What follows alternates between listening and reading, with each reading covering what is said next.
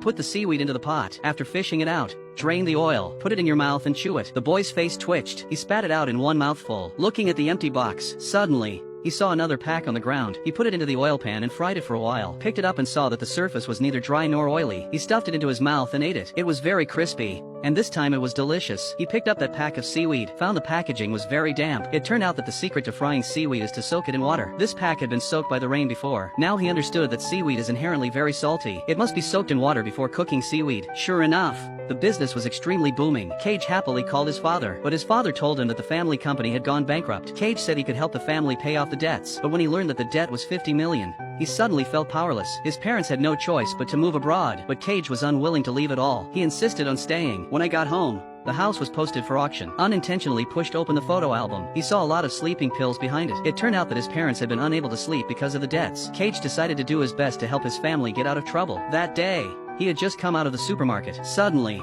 he noticed the logo on the shopping bag. He turned around and found that there were 2 supermarkets nearby. Cage had a bold idea. He could put his seaweed in this chain of supermarkets for sale. In this way, his seaweed could be sold nationwide. Early the next morning, Cage put on a suit and went to the supermarket headquarters. He introduced his product to the marketing manager, but when the manager saw his seaweed, rejected him directly. It turned out that his packaging was too ugly and too big. The shelves could not possibly hold his seaweed. When asked about the price, it was also somewhat high. Cage was very disappointed, but Cage did not give up. He took the seaweed to a brand company. He asked the designers to redesign the packaging. This time, he went to the supermarket manager with the brand new packaging, but the receptionist said the manager was not there. Cage, full of confidence, kept waiting until he saw the manager in the office, who just refused to come out to see him. Cage felt disappointed in his heart. He left with his seaweed in his arms. He left the seaweed to the elevator worker. However, the general manager passed by the elevator. He saw the seaweed on the ground, asked for a few packs to taste. Unexpectedly, it was so delicious that he licked his fingers. Soon, the seaweed became popular in the office.